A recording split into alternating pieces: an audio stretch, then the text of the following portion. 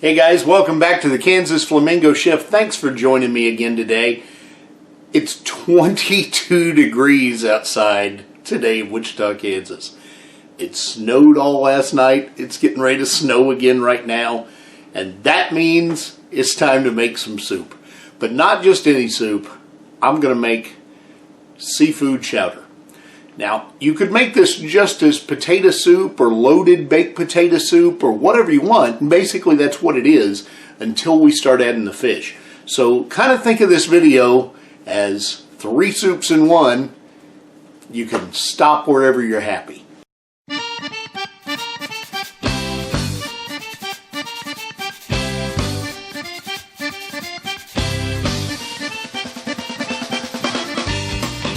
So most of the ingredients you need are pretty simple. I mean, you need to boil some water. That's kind of the beginning of the whole thing. I've just got some water sitting here getting hot, starting to boil with some salt in it. I'll add just a little bit of minced garlic to that as well, and maybe some butter. Now in that, I'm going to cook a whole bunch of potatoes. Now there's a few ways you can do this.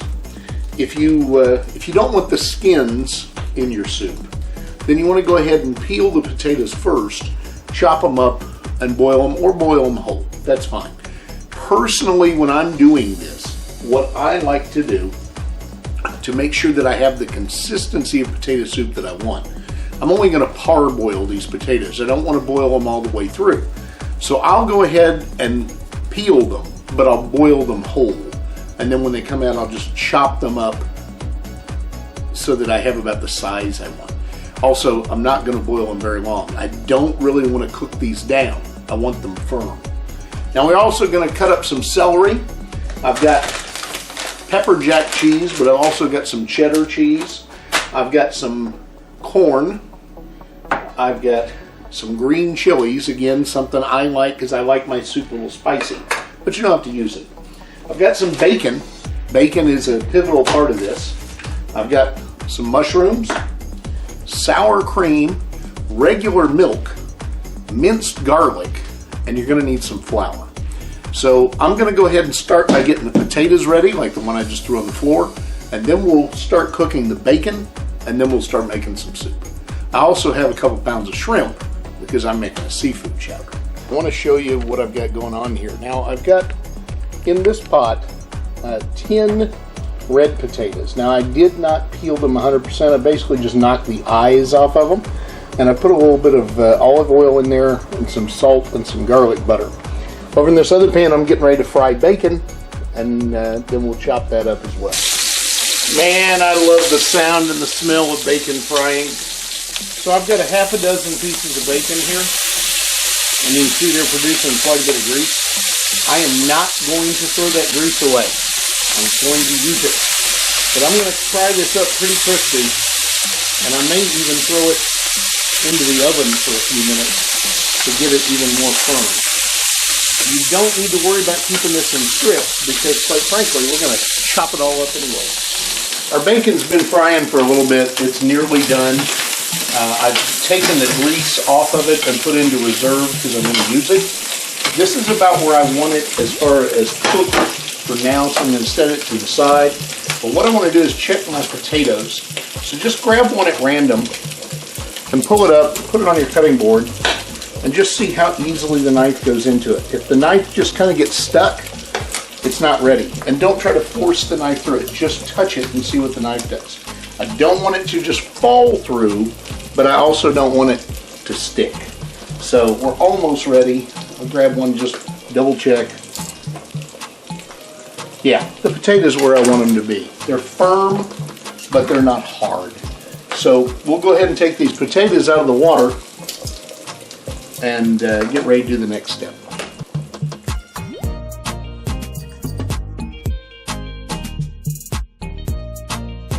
With that done, we're going to take some bell pepper, an onion, and some celery that I've chopped up. We're going to put that into the hot pan that we've already used. Now I've turned the heat off and I've dumped all the water, but you can still hear it's still hot. Now bring the heat back up a little bit. I'm going to add some salt and pepper. into my vegetables.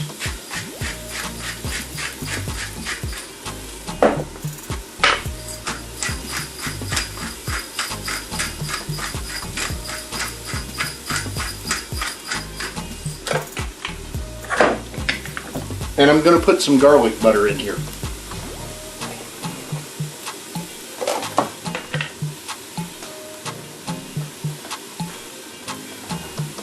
Quite a bit, actually. It's the equivalent of about a stick of butter that I'm going to use. And you can use plain butter if you'd rather, but I like the garlic butter.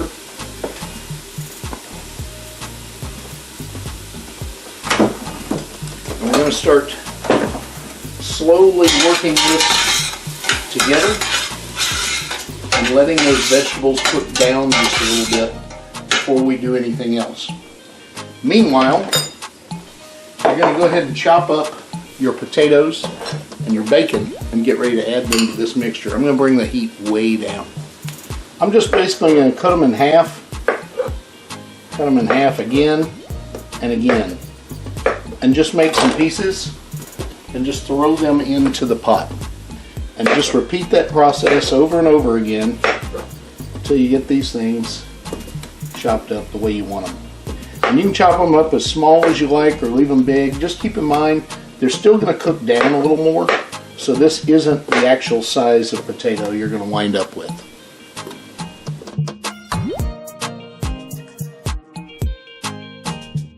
The heat right now is on low.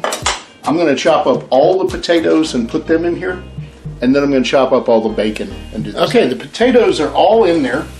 You see they're cooking in that butter with the vegetables. We're going to go ahead and start adding some bacon and some bacon grease to this. So there's no right or wrong way to do this. Just pick up some bacon and start chopping it up however you like it chopped.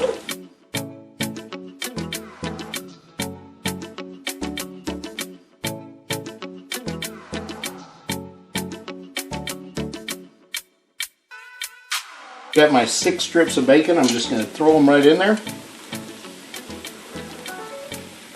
And we're going to stir that together. And I promise you this is going to start to smell pretty incredible. Now if you just want baked potato soup, you're going to stop before I add the seafood. Alright? This is bacon grease. It's what I pulled off while I was cooking the bacon. Yes, I just dumped it in there. That's for a reason. We're going to now add some flour. Now when you add the flour, what you're doing is creating a base with the grease. You don't want to go too fast with this because you don't want lumpy flour. But we do want that base, which will help build this up into a cream soup. Now I just added a ½ a cup total of flour. We may want more. We'll see how the consistency looks when we start adding the milk. But for the moment, we're going to start with that. Alright, I'm going to start with half and half before I put milk in here. And this is just enough half and half that it stops sizzling and we have to turn the heat up. We're going to turn that in.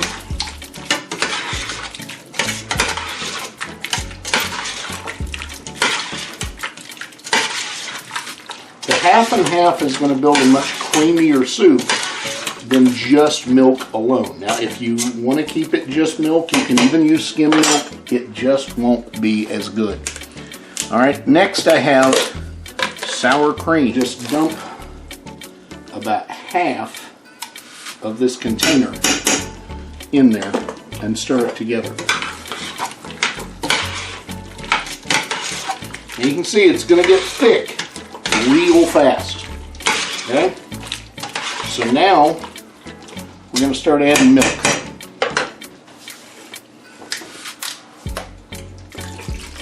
And you're going to want a lot of milk.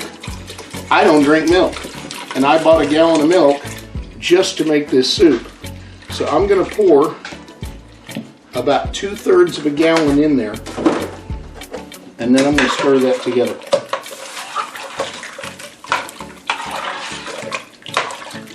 And don't do what I did and splash it all over you. stove if you can avoid it. All right, now we're going to thicken it. Before adding more flour, we're going to start adding some cheeses. So I'm going to start with a cup, 8 ounces of pepper jack cheese.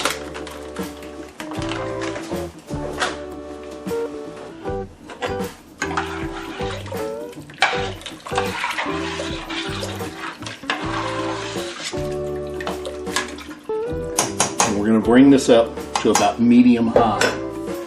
Then I'm also going to add about the same amount of some kind of yellow cheese, whatever you like. In this case, I'm using Mexican style blend, which is cheddar, queso, and quesadilla, and also rub. But if you just want cheddar cheese, be my guest. So that's about 8 ounces. And again, we're going to stir this together.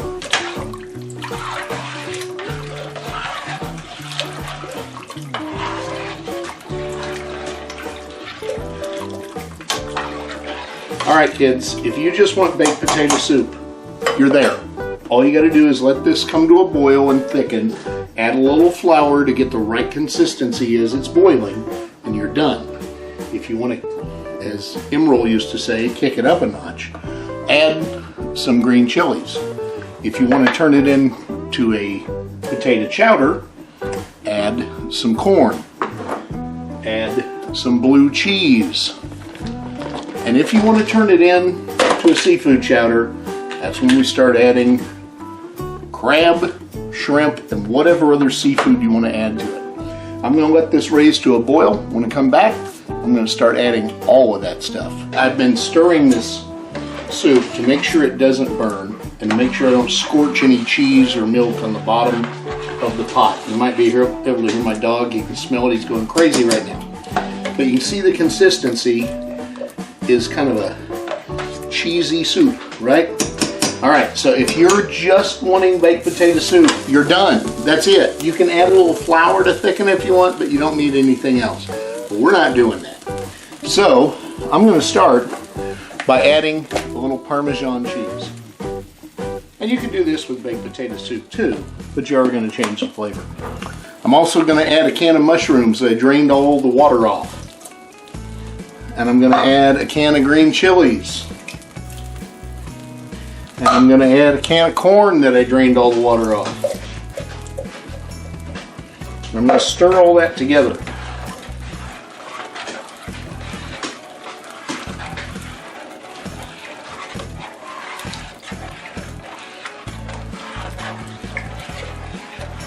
Now at this point, before you add the seafood, it is very important that you taste this and see if it needs more salt, if you think it needs some kind of seasoning.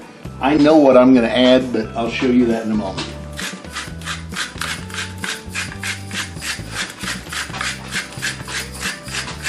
One thing about milk cream-based soups is they just absorb salt like crazy.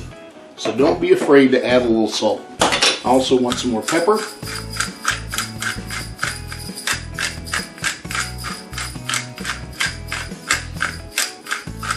As the saying goes, salt and pepper to taste. I happen to like pepper. I'm also going to add a little something extra. I'm going to put in a little bit of granulated garlic.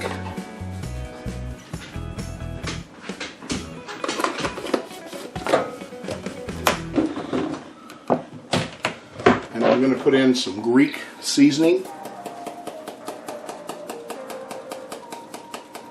Just Cavender's Greek seasoning. And I'm going to throw in some parsley. And I'll probably I might even add a little bit of oregano to this. I mean, it won't hurt it, and I like oregano in just about everything. So we're going to put a little oregano on there. All right, and then we're going to stir this together again because we don't want it to burn at the bottom. You scorch this soup. And that's a flavor you'll never forget because you won't eat it. And I've heard people say, well, if you scorch the bottom, you can still eat the rest. No, you cannot. It tastes like burnt milk smells, and you can't eat it, and neither will anybody else. All right, we're gonna taste this now. That's the flavor I'm looking for. So I've got a pound of shrimp, peeled, deveined Gulf shrimp, and I've got a can of crab meat, and that's going in there, and it's getting stirred around, and we're going to leave it alone and just stir it occasionally for about the next 20 to 30 minutes. In the meantime, the dog needs out. I'll be right back. All right, so my soup is done, and now what I've done is I've transferred it off of the high heat and set it on simmer on a cold burner. Now the reason for this is I want it to stop cooking, and I just want it to keep those potatoes getting softer and softer. And I'll leave it there for probably about a half an hour to an hour, and it'll be fantastic. But I want to show you what it looks like. So here is the pot. I'm going to switch hands with the camera so you can see. And that is a text message. That is my version of potato, shrimp, and crab chowder. Now again, you can leave the crab and the shrimp out if you just want a potato chowder, but I promise you, it's really good. I'm going to let it sit for a little while, and I'll show you what it looks like in a bowl. So here is the finished product. Look at that. It'll look amazing. Big chunks of shrimp and bacon, potatoes rather. Let's just get that shrimp.